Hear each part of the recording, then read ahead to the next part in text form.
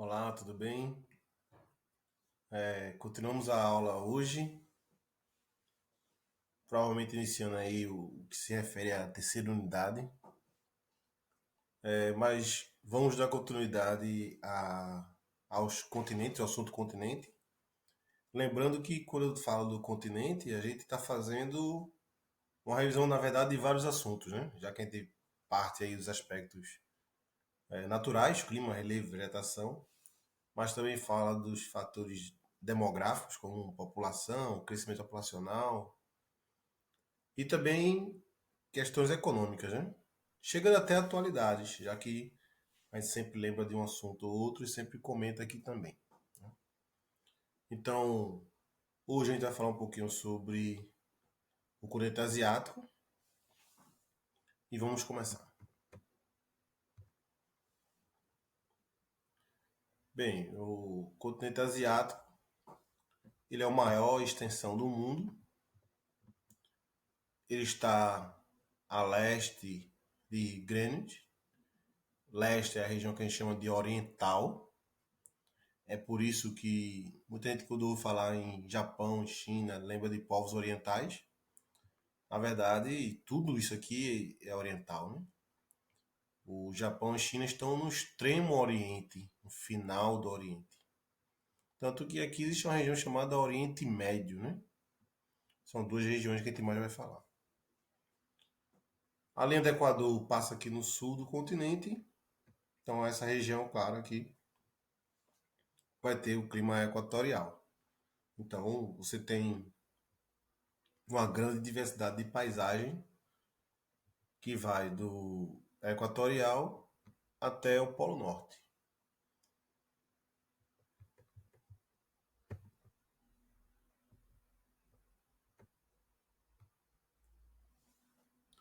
Relevo.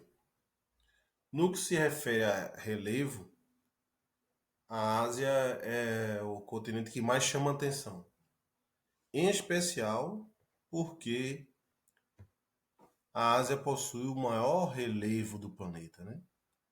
A Cordilheira do Himalaia, que é resultado do choque da, da Índia com o continente asiático.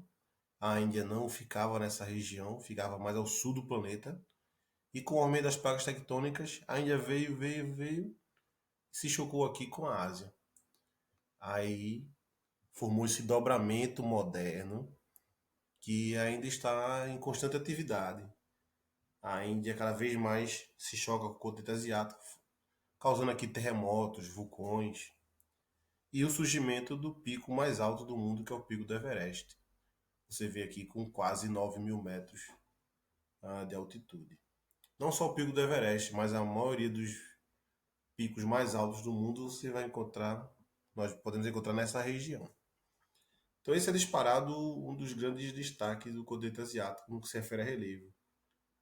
A questão das fortes atividades vulcânicas, terremotos, o choque das placas, pico mais alto e no seu entorno regiões de planalto tão altas, não tão altas quanto, mas bastante alta também. São planaltos de altitude.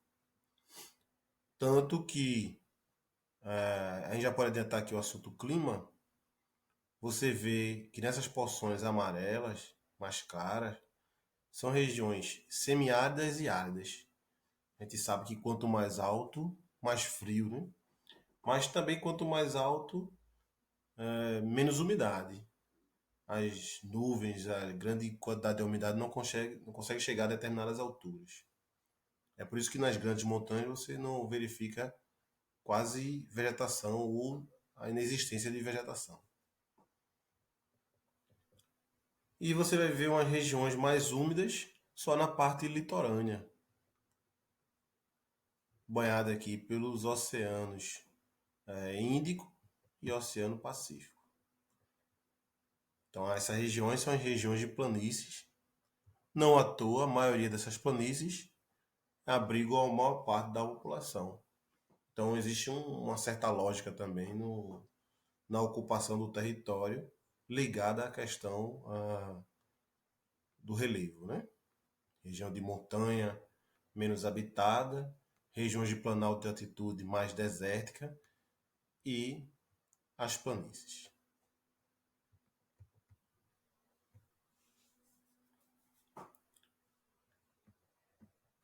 No que se refere ao clima, eu não vou me prolongar porque a gente falou muito no clima nas outras aulas, né?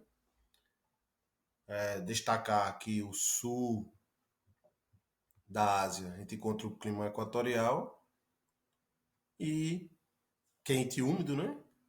E quanto mais a gente vai subindo ao norte, o clima vai modificando de subtropical, algo parecido com o nosso clima do Rio Grande do Sul, né? Quente, mas com estação com temperaturas bem amenas. O tropical, que nós conhecemos muito bem, clima bastante quente, quente o ano todo. O temperado, uma curiosidade é que o temperado deveria ser o clima de toda essa região aqui, do Centro-Ásia, né? Porém, isso não ocorre justamente por causa da presença do clima semiárido e árido que acabam cobrindo boa parte desse território, devido àquele fator que eu falei anteriormente, o fator altitude, né? O clima subtropical mediterrâneo, que é aquele clima que possui uma estação bem seca, isso vai fazer com que a vegetação tenha que se adaptar a essa estação bem seca. O frio de altitude, já falamos, né? Quanto mais alto, mais frio, em especial Cordilheira do Himalaia, aqui no norte da Índia, sul da China.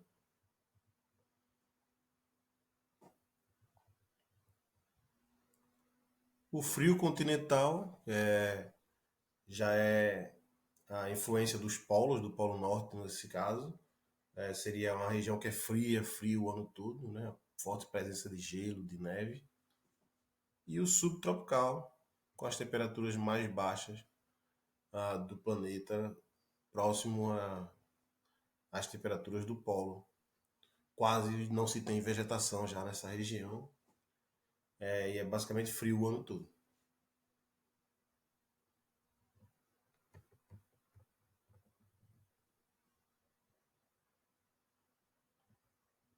No que se refere à vegetação, da mesma forma, né? A gente diz que a vegetação é espelho do clima e o clima é espelho da vegetação, né? Estão constantemente interagindo. Então, toda aquela região que nós mostramos de deserto, que é boa parte do continente asiático, em especial na porção central, os dois fatores, na verdade, né, eu esqueci de falar, tem a questão da altitude e a questão da continentalidade, a distância dessas regiões para o litoral, para grandes porções de água. Então a vegetação é desértica. Os estepes semiáridos, né, falar em estepe, você lembra de vegetação um pouco mais rasteira, um pouco mais arbustiva, vegetação de planície. Então isso aqui seria uma planície semiárida, uma planície quase seca. A vegetação mediterrânea, que ela é mais arbustiva, você tem os garrigues, né? Falamos também numa aula anterior. Se assemelha um pouco com a nossa caatinga. A vegetação de altitude, que vai depender da região onde está essa altitude. Geralmente você tem a região natural, a vegetação da região natural, e quanto mais alto, as árvores vão diminuindo o seu porte, diminuindo o tamanho, até determinadas alturas elas desaparecerem, né? Mais arbustivo e até desaparecerem. Então, a vegetação de altitude. As savanas, que é parecido com a nossa caatinga, com o nosso cerrado, né? Tipo de região semiárida, um pouco arbustiva, dependendo da umidade um pouco mais arbórea, um pouco menos. Aí você vai ver aqui, boa parte da Índia possui essa característica, né? Essa vegetação. A floresta equatorial e tropical conhecemos bem, né? A nossa Mata Atlântica e a Amazônia. Então, boa parte dos países do Sudeste Asiático possui esse tipo de vegetação. A taiga, que são a vegetação adaptada a esse ambiente frio, frio o ano todo. Os pinheiros, por exemplo. A pradaria, que aí, como eu falei do steppe, vegetação rasteira, mais arbustiva, aqui você vai ter não mais uma semiárida, né? Você vai ter uma vegetação de planície úmida. Então, é mais verde, mais herbácea. É, nosso campos limpos, gaúcho, por exemplo, né? Os pampas, são uma espécie de pradarias. A floresta temperada, caducifólia, já falamos sobre isso, né? A caducifólia são que as folhas caem em parte do ano. E floresta temperada justamente porque ela vai se adaptando às mudanças das estações do ano que são bem marcantes nessa região. Quatro estações bem definidas. E a tundra é o tipo de vegetação que suporta baixíssimas temperaturas e que ressurgem no período do verão com temperaturas um pouco acima, né, do normal para essa região. A vegetação geralmente rasteira. Então, essa é a tundra.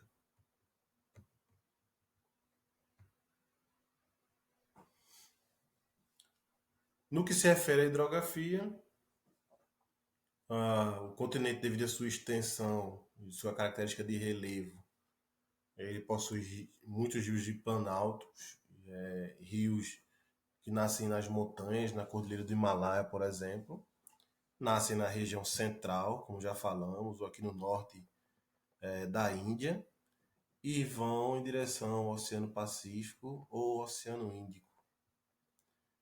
Então, são as principais características. São rios geralmente extensos, né? Rios bastante extensos que vêm de grandes altitudes e cortam boa parte do território.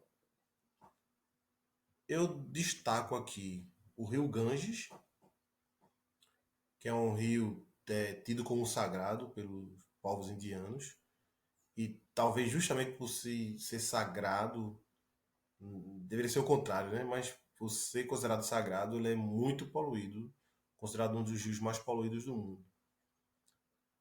Um dos motivos é que ah, algumas cerimônias com corpos de animais, às vezes até de seres humanos, são feitas no rio, uma cremação de corpos, algo nesse sentido.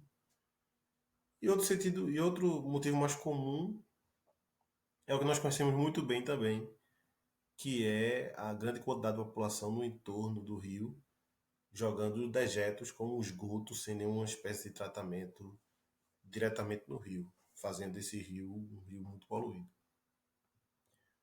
O rio Tigres e o rio Eufrates, que juntos nessa região aqui formam o que no passado foi uma das primeiras civilizações do mundo, né? A região mesopotâmica, entre rios, justamente rio Tigres e rio Eufrates, muito falada aí em história, né? Então são rios muito importantes, não só geograficamente, mas historicamente também. O rio Yangtze-Kiang e o rio Yangtze são dois principais rios da China e que se destacam por cortar uma região bastante povoada e industrializada. Um dos destaques do continente asiático, do europeu, do norte da América, que diferencia muito da nossa região, é essa utilização dos rios como meio de transporte. Transporte para carga, pessoas, coisa que se faz muito pouco no Brasil, né? O Brasil é muito focado nos transportes viários, né? Terrestres, pelos carros, né? Carros, caminhões, etc. Deveriam utilizar mais um pouco mais os rios. O rio Hindu, rio também indiano.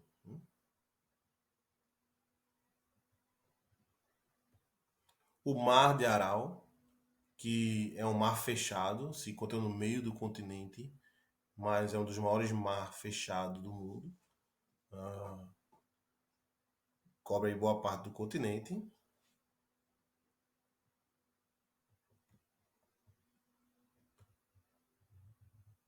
O Lago Baikal é um dos lagos mais profundos do mundo. Então, apesar do nome lago, ele é praticamente um mar também, um mar fechado.